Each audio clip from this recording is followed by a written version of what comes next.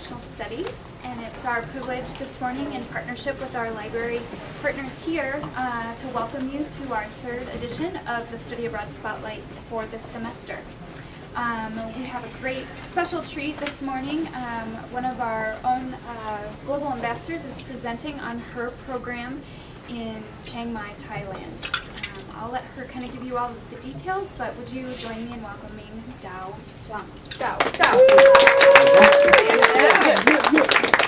First, I'd like to ask for some grace, because, not to say grace, but just for grace, because I might mess up or just, so I ask for grace. All right. My name is Dao Xiong, and this is my Study Abroad Spotlight. Heritage speaker, Hmong many. This is a quick overview, the introduction, a brief history.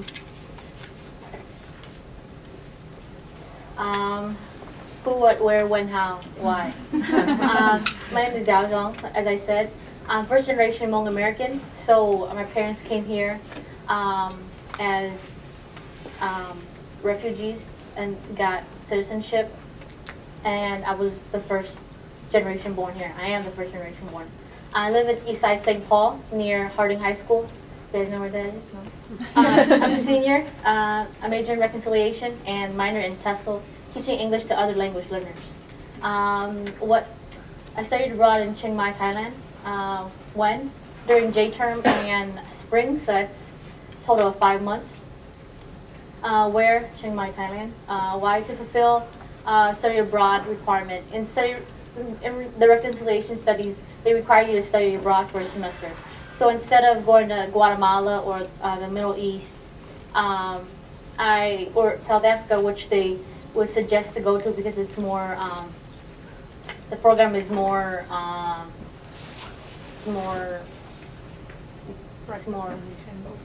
focused there. Thank you. It's more focused there. I chose to go to Chiang Mai instead, and Professor Curtis Young has already, been to Chiang Mai before, and to this specific university, Pipe University, to check out some of the things that they were doing there.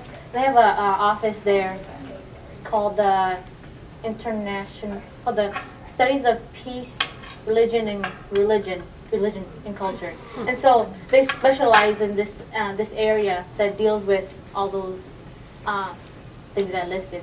So they have like renowned people at PIA who is working with reconciliation on the south with the Muslims and other things religious wise, and how I went through the Office of International Studies.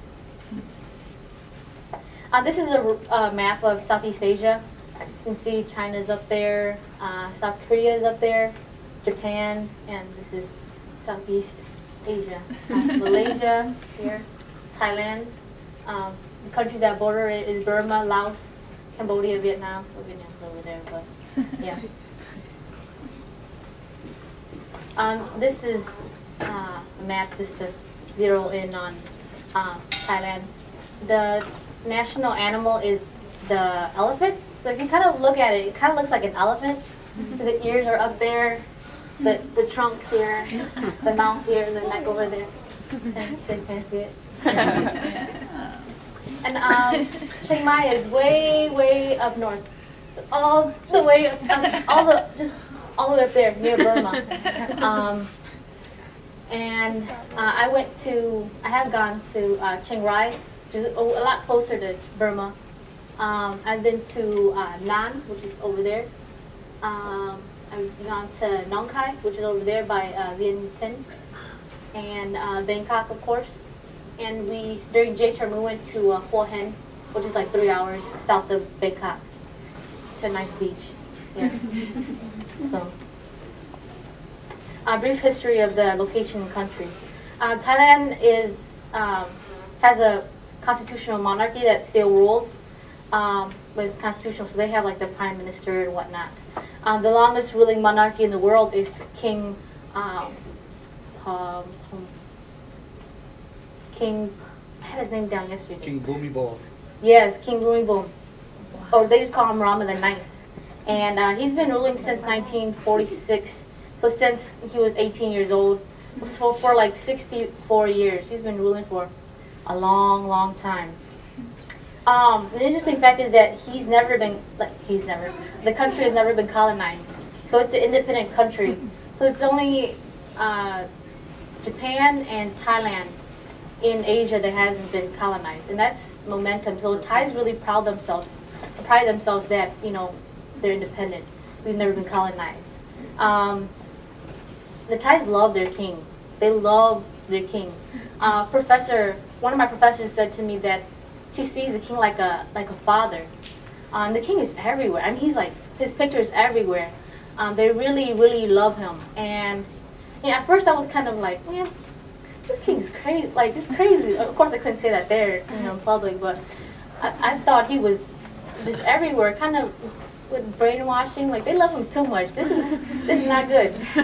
But they love him like a father, like a big brother that watches over them. And they have like national anthems that play. So at like 6 o'clock, they would play this national anthem like across the cities, and we would just stop whatever we were doing and listen to it until it was done. Then we went on to our day. They also like play, programs or like a short little like advertisement, in the morning and in the evening. And even in movies, before we watched the movie, they played the King's national anthem. And I grew to like it. So I'm going to show you guys the national anthem. And I was listening to it yesterday, and I got goosebumps because something that we don't do here. And a part of me, I don't love him, but part of me, is left in Thailand that I got goosebumps. So I'm gonna watch that.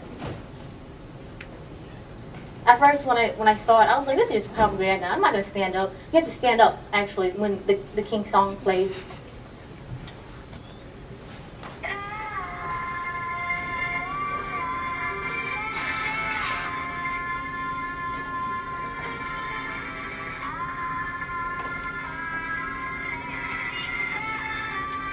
They have the King's picture everywhere in the cities, or just everywhere in general.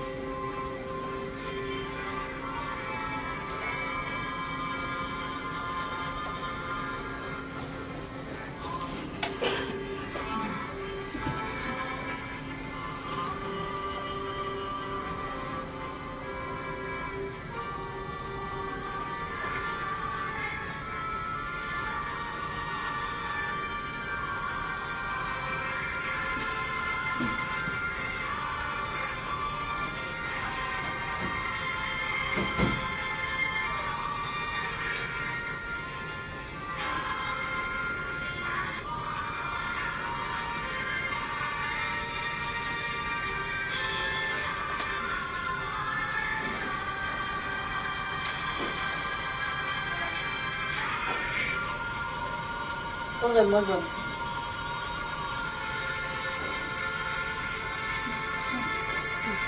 Long live the King.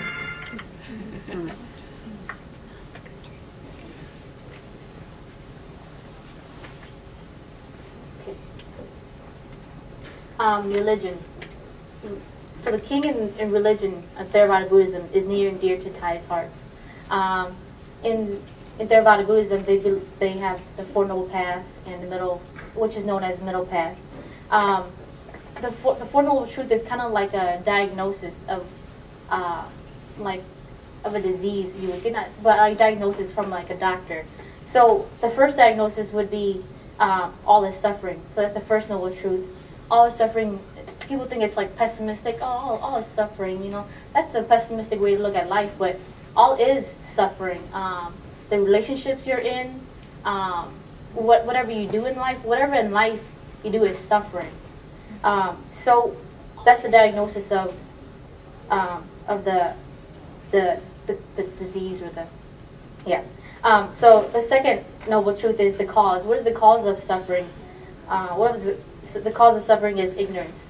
We don't know that we're suffering. And so because we're suffering and we don't know that we're suffering, that's ignorance. The healthy condition from the cause is nirvana. So to achieve nirvana would be to be completely cured. And the fourth is the prescription. How would you go about attaining nirvana? The Eightfold Path, which is right view, right intention, right speech, right action, right livelihood, right effort, right mindfulness, right concentration. Those are the 8. And it's called the middle path because it's in the middle of both extremes of self-indulgence and self-mortification. And what's important to know is the 3 marks of existence, which is anicca, anatta, and dukkha, which means anicca means that all is impermanent, all is impermanent, all is not lasting, everything is fading, everything is in a flux and flow. And anatta means there's no soul. So we believe that there's a soul, that when we die, we have this soul that that is us. It's a part of us, but they don't believe in that. They don't believe that we have souls. And the last one is dukkha, all is suffering again. When I went to Thailand, when I went to to J-term, when I first started out, I was questioning why we kept visiting so many Wats. I was like, I'm tired of seeing these Wats. I really want to get to the heart of the Thai people. I want to know them. This is exactly what's going through their heads. Not like pinpoint, but like this is who they are. The king, they love the king, and Theravada Buddhism. Thai equals Buddhist. On their card, on their ID cards, they list your religion. So they show when the cops, pull you over, they look at your ID card. It says, "Oh, your religion is Theravada Buddhism." So that to be Thai is to be Buddhist. Like I think I remember whenever our global ambassadors say that to be Italian is to be Catholic. Yeah, that's right. To be Catholic, so in the same way, to be Thai is to be Buddhist. It's like one and the same, actually. So to be anything other than that would be minority. Of course, there is religious freedom, but Theravada Buddhism is funded by the government. Yeah. There's a picture of the king. Great propaganda, love. So we saw these like everywhere, just pictures of the king, and this is really, really a big, huge billboard. So, King Rama IX. Social context. Socially, Thais operate in a hierarchy system. So on the top of the hierarchy would be monks, and the king would actually Y. That's how they greet each other. They Y. So they would actually. The king would actually Y the monks. The monks wouldn't Y back. And they'd probably Y back to each other, the superiority between, monks. But other than that, the monks are at the top. Then it's the king. And then it's, family or, jobs. And even students are in the hierarchy, which is really good. In Thailand, all students had to wear uniforms, even college students. So I was wearing a white top and blue skirt, and students loved to wear their uniform whenever they went out. And I didn't understand that because when I went back to the dorm, I changed immediately. I hate this uniform actually. But I didn't understand it. It's a part of the hierarchical system that students get respect.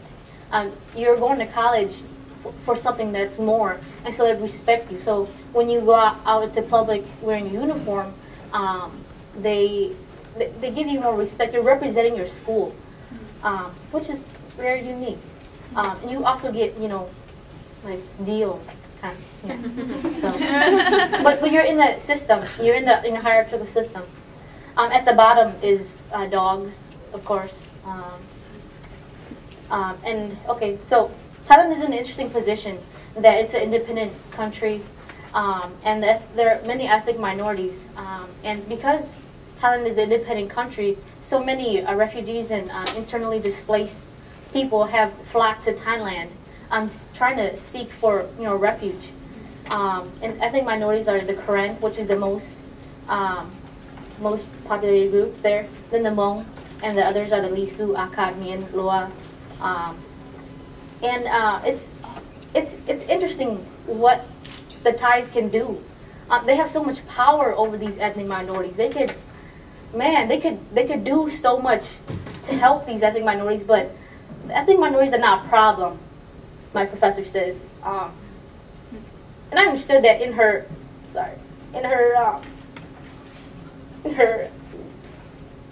hierarchical system. I understood that we're not a problem to her. But that broke me because, I don't know, we're clearly a problem to other people outside Thailand. Thailand is a newly industrialized country, so it's not third world. It's kind of like second world, you would say. So it's the main country in Southeast Asia. But the political problems are, it's a lot. There's a lot of political problems. The king is getting old, as you see, 83 years old. He's getting old. So he's more like the father figure. People will look to him. But political-wise, it's a lot of coups jumping in and out. The prime minister, the role of prime minister is to do everything basically. So he's kind of like the president.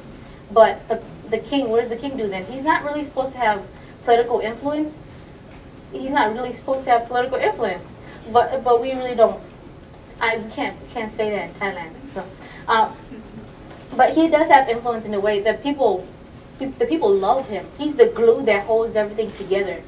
I remember growing up, whenever we didn't have glue, we had rice. And so we would put rice in the paper and tape it together. He's like the rice in Thailand. He keeps everything sustained. So what's going to happen when he dies? He's 83 years old. 63 years he's been ruling. It's going to be mayhem. When I was there, there were many revolts, not revolts, but like political protests between the Reds and the Yellows. The Yellows is the current prime minister right now, and he came in with a coup, jumping, throwing the former prime minister out. The former prime minister is as crazy as he is, or if more crazy. And so they're the Reds. So it's this battle between the Reds and the Yellows. And the Red, they want kind of like democracy in a way, but their ways of getting at it is crazy. It's just so crazy. But some people would rather have democracy than have this old way of doing things. The Yellows, they would say. The Yellows. So the color yellow represents the king, because Monday is when the king was born. And so it's like the king's old ways, the Yellows, and then the Reds, the new way of getting at things. The interesting thing about this is that this whole thing is that this is the first generation to really question the king's authority. I don't want to be mean, but even my professor said that Thais don't really critically analyze things. It's kind of the follow and go, and I can definitely say that from my own life that I didn't really grow up critically thinking until I came to college, and so we just they give things to you, and you think that that's the best, so you just follow on. You just go with it, but that's often not the case. So this is the first generation to really question the king's authority. It's stirring up things. These are a few pictures. Up here is the winter homestay. The girls are dressed in Mien outfits. I mean, the Mien are close to the Chinese, and so are the Hmong people. Over here we have a few kids that we had lunch at a Lua village. This is, we stayed at her house for a homestay, and this is my mom and the grandson. And they're Aka. This is at a former Hmong refugee camp in Nan, and the elder is telling Muchi, that's his name. He's from America, but he's studying he's doing his doctoral dissertation in Thailand. So he's like fluent in White Angry Hmong, which is like the both dialects. But he's just cool. I like him a lot. So he was translating. So Muchi was translating to the other white students. And so just to see this like former refugee camp that he has been in, the elder. More pictures. This is Hadi and Shanaz up here. I babysat them with one of they belong to one of the professors at the institute. Up here, I'm with Nong Khai, a few of the Nong Khai youth who's in the immigration detention center. Here I'm with UNHCR. She's a refugee from Nepal, and she's a Hmong Lao refugee. Here I'm with kids in the slum this is like a preschool slum in Bangkok. And up there we have Muchi's son in the Hmong baby wrap. It's really cute.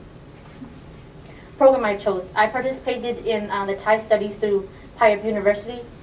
These are a few classes I took. 6 credits of Thai language, ethnic minorities, Thai studies, globalization, the sub-Mekong region, intercultural understanding. The thing I liked about the schedule is that we had Wednesdays free. There's only like 4 days of school, which was interesting. But you know, on Wednesdays, because our class was so long, sometimes our professor like broke it off and had us go to class on Wednesdays, which I didn't really like, but it was still nice. Yeah. So the classes were they were difficult. But I liked the structure of it. It gave us time to go outside and explore things. I think it was intentional that our classes weren't that difficult or that hard, because then we would have other times to do other things, which I really liked. And Pipe University is a private Christian university, and people would ask, how does that work then in Theravada Buddhism, in a country that is 98% Buddhist. It works, I guess, in a way. It's not like us where we're like, okay, we got to do X, Y, and Z. It's very lenient. So even though they put the label that it says private Christian university, it's kind of around that. We got the feeling from other Thai people. They even told us that that's kind of like where the rich bougie kids went to. Payab, and I didn't know this, so I was like, okay, but the tuition is just $2,000 US, but it's a lot for them. So, but I enjoyed it. I liked the classes. I learned a lot. We went to homestays through the ethnic minority class. In the Thai language class, we went to markets and asked them what kind of fruit this is, how much this is, and yeah, just a lot of fun. Things that I didn't expect to learn, but especially in the globalization course, I learned things that America is doing that to really influence Thailand and the sub-Mekong region, the world in general. But it was just really amazing to see that, learning that in Thailand. Yes. A few pictures of our group. The picture in the red is our whole group together, like a last photo together. Me and the girl on the top, her name is Sisha. This is the other Hmong girl that I was blessed to be with. That's Pam, the Muslim professor. This is our first homestay with the whole group in Mecham, and that's at a meditation retreat. A few more pictures. We were riding a boat in the Chao Phraya River in Bangkok, in front of the slums area. We're building a cremation for the Buddhists. You might ask, is it ethically wrong, Dao, to build a cremation, to help build a cremation? No, it's not. I respect that, and I was kind of wondering at first, should I do this? This is Buddhist. Would I be helping out? And no, I mean I respect how humans bury their dead or rest their dead. So it was fun, a lot of good hard work. It was Sisha's birthday party. Sisha, I'm crazy. So, yeah, more pictures. Yeah, we take this lovely photo at a mall in Chiang Mai.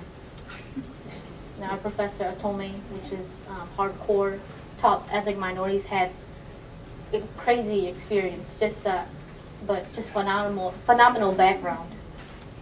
My experience, my faith journey.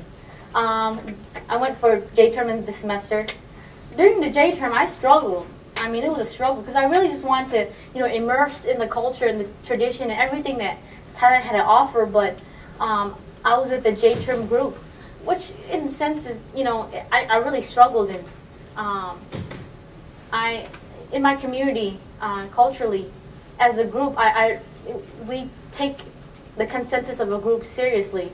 So my group, wasn't loving it. So that made me feel negative. Not that I was negative too, but I loved the experience. And for them to just completely be 180 about it, I wasn't feeling that. So I was really bonding with my iPod a lot in order to,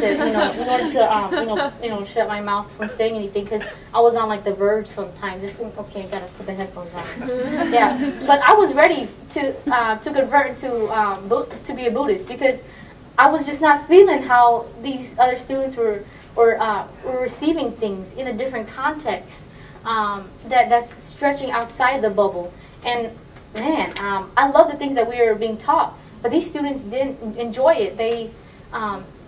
It conflicted with their faith, which I can see that too. But I also appreciated the diversity that we were learning in Thailand, and it was stretching for me. A lot of the things that I struggled with here in America, in Minnesota, was brought up to my face again. I was like, man, it's like 12 hours away from Minnesota. I'm expecting for some rest, God. Can you at least give me some rest? It was no rest. It was hard. It was hard. So I was ready to convert to being a Buddhist, but during the semester, also the schedule for J term was very like jam-packed. We did things right after another. Woke up at 7, came home at like 8. Ate a little bit and went out to do other things. And so it was like back-to-back stuff. So really no break at all. Semester, I got to see how things were lived. So I got to take a break, got to breathe, which was really good. I got to see how Theravada Buddhism was lived out, which is lived out among lay people. Because during J term we learned like the very basic stuff and went into a little of the philosophy even a little bit, but to get out of the classroom and then to just see, just to observe was a blessing. And I didn't want to convert anymore after seeing that. So this was me before, ready to accept Buddhism. I was like, yes, Buddhism. I was ready before. I was ready. And it's me after. No, I didn't like Buddhism anymore. After seeing it lived out during the semester. So, my experience as a first generation Hmong American, I've often heard my parents talk about Laos and Laos and Thailand. More so Laos, but in my mind, I kind of put them together and thought, of course, they had to come to Thailand to be a refugee, to get refugee status, and then go to America. So I've heard a lot of stories about a lot of things, and so I really wanted to go back. I was kind of like a guinea pig for the reconciliation studies, because I would be the first, but I didn't really care. I just wanted so bad to go back to where my parents came from. They were born in Thailand, but it was close enough. Laos is communist, so I can't even go there.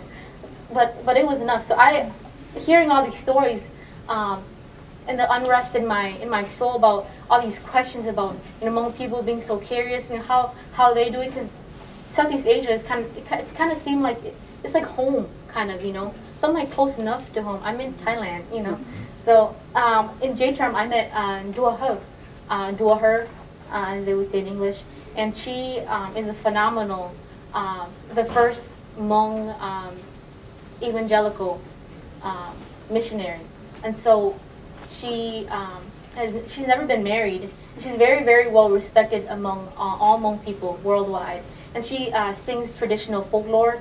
I met her. She was like, "I know you don't know who I am, but your parents will know who I am." I was like, "Yes, I think they will know who I am. I've heard your name." She's like, "Yes, they know who I am." But she's very, very humble. It was amazing. She was the first Hmong person that I met and heard her church. So when I met them, I was just bawling, because man, you're in a foreign country and you just really want to meet your people, and then you meet them, and it was just amazing. So the semester, I got to observe how Hmong Thai people were living. I met Hmong Thai students in Payap University, and they came on scholarships, which is good too, but they're just, I think minorities are just viewed in such a negative light that it felt bad. Just how they were saying, how they were going at it. Well, it's a blessing, of course, to get higher education, but in that sense where you're like labeled, okay, you're ethnic minority, you will get this scholarship, but you have to meet X, Y, and Z.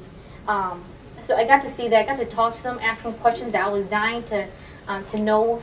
I met Hmong Lao refugees in the UNHCR Bangkok, which is, UNHCR means, I wrote it down, United Nations High Commissioner for Refugees. So I didn't think that there was any refugees in Bangkok. Bangkok, millions and millions of people. I didn't think I would meet Hmong Lao refugees, but I met them, and it was a blessing. It was good. Sisha, like, she's not shy, so she would like cry like anytime. So I'd be like trying to save my face, like, hi. And she would always be like bawling. I'm like, Sisha, come. But that was good. We stayed at a village, had a homestay in Nan. I stayed with the Xiong clan, and that was a blessing just to see how Hmong people live in that way. In that, the whole clan lived in this compound, and it was beautiful to see. Across the street, you had your aunts and uncles play with your cousins. It was, man, I loved it because I visit like every single house. It was fun. I think maybe I need to bond more with my parents, but I love going over to the aunts and the uncles. It was fun. In Nong Khai, Sisha and I went to an immigration detention center where 158 Hmong Lao refugees were caught in Bangkok around the UNHCR. So they were all caught and all sentenced into this detention center, waiting for, I don't know, waiting for what? I don't know exactly what they're waiting for something to happen.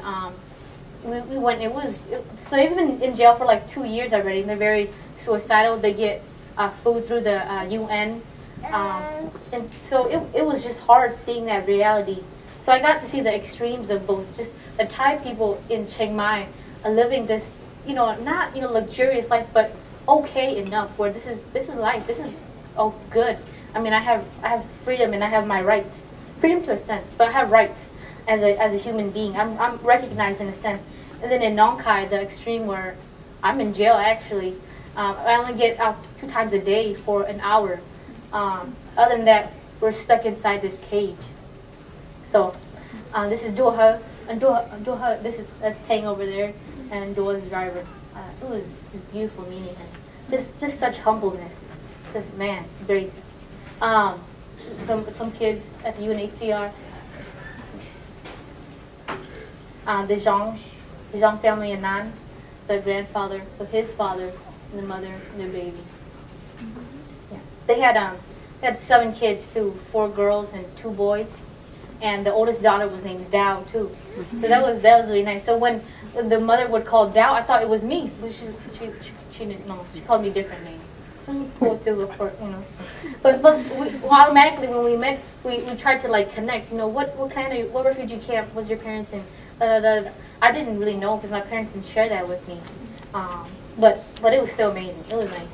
So during this time, I was like, what do I call you?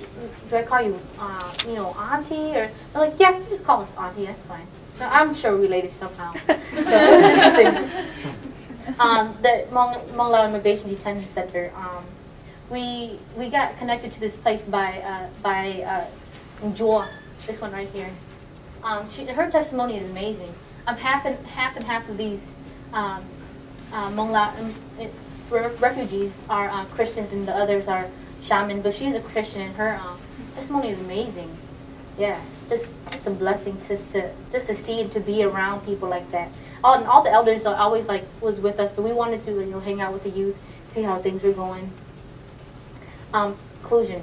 How did study abroad affect impact my faith? Man, stretching.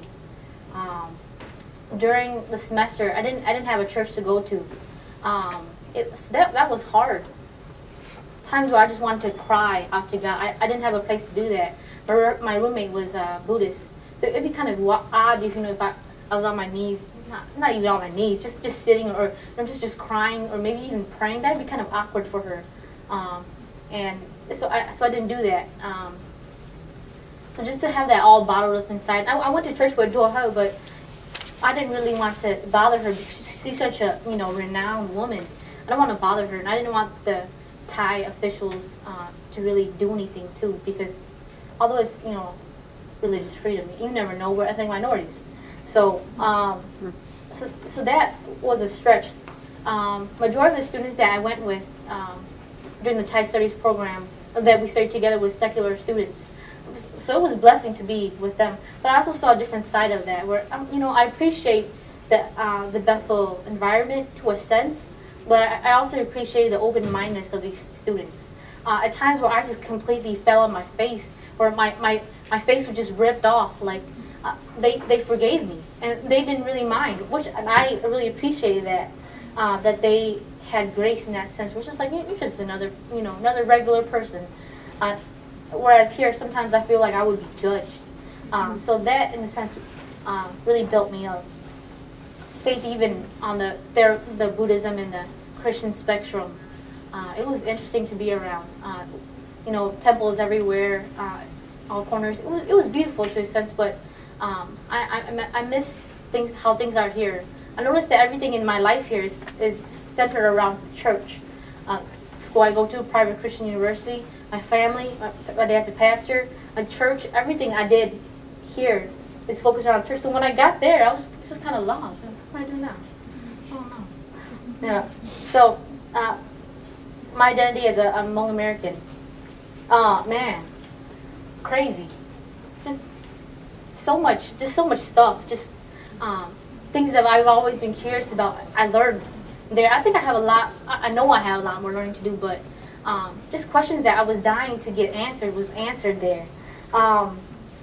Let's see. Just the opportunities. I saw the opportunities that they had, that Hmong Thais had in Thailand, and they were very limited, very limited.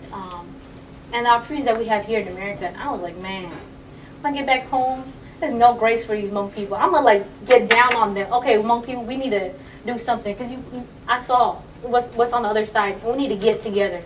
But in a sense, I have grace, but I'm like, okay, we need to get together. We need to do something, because we have too much here to be, slacking off. Since coming back, I know I have an obligation towards my Hmong people back there, and anything that I would feel that is necessary to do, like maybe this, in a sense, this, even presenting this, it does it justice, I believe. Yeah, so my identity is a Hmong, first generation Hmong American.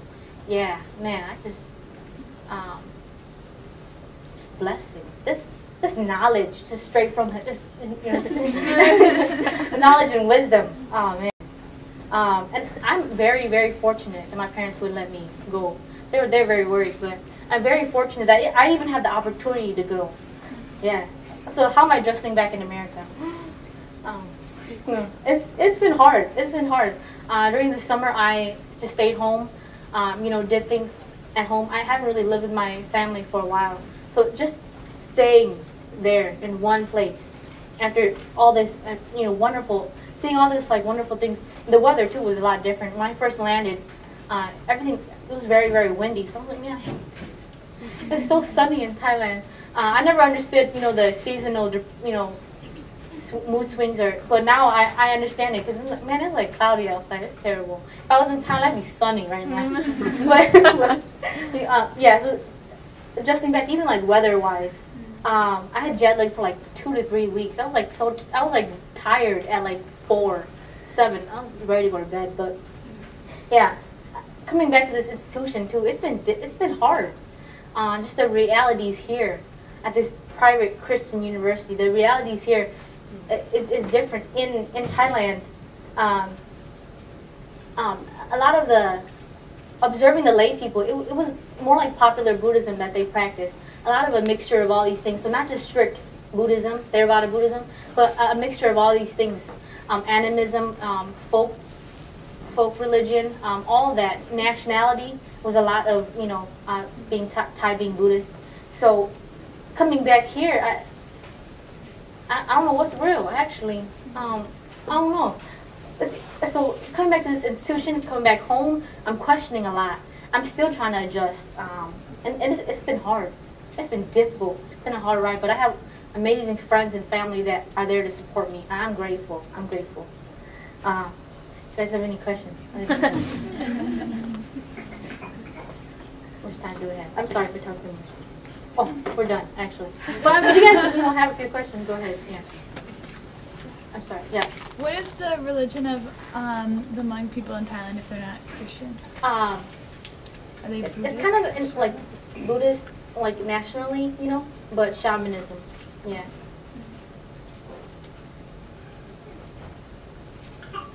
Anyone? Good. Any questions? I have one. Oh yeah. Earlier you mentioned that the king wise to the monks. Mm-hmm. Is it only to the monks that he wise to? Yeah, that's it. I think he'd wise to other people for like kindness and respect, but it's just to the monks, basically. Yeah.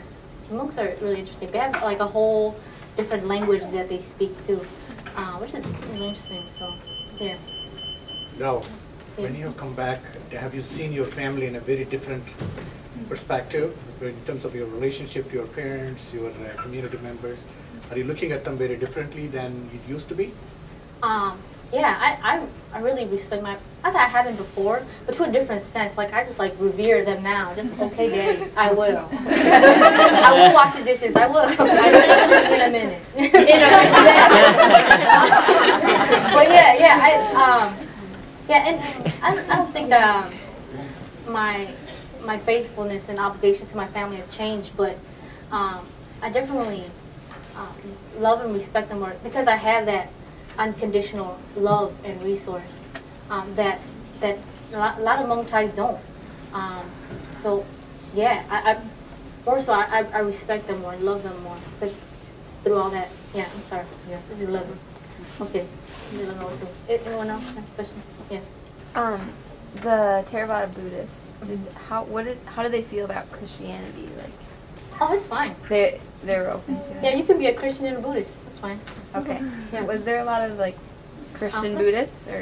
A little, but it wasn't as obvious. Right. Of course, we're like nationally Thai, kind of like Buddhist at heart, but I saw a few students who were like, I'm Christian actually. I don't believe in this stuff. I'm against it. But a lot of it is you stay on both sides too. Yeah. Yes. When you were there, did you fit in as a Hmong, or could they tell that you were a Hmong American rather than a Hmong? The monks could tell me apart, but it's funny. I was walking with a few of my friends down the market, and by this time when I went, I was very, very pale, like how I am now. Well, after a while of staying there, people thought I was Cambodian or Filipino or Hawaiian because I got so dark. But they could tell the facial features, and I could tell other Hmong people their facial features too, that they were Hmong. But other than that, like other Thais, when I went to the grocery store, they thought I was Thai. So I fit in just fine. So it was a blessing to be part of the majority. Oh man, I miss being part of the majority. Just to have that, and that I could go to the store and it won't be like incredibly awkward. Yeah, I like it. Yeah. So is that yeah. Yes. What is the transition going from a school like that where most of the people are Thai or South Asian coming back over? That's not really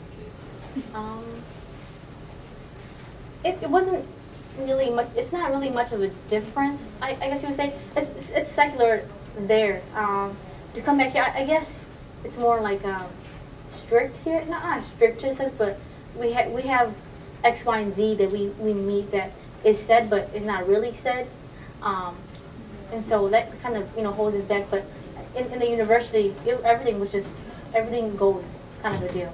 Does that kind of answer your question? Yeah. All right, I'm gonna let you guys go, but thank you for listening to me. welcome.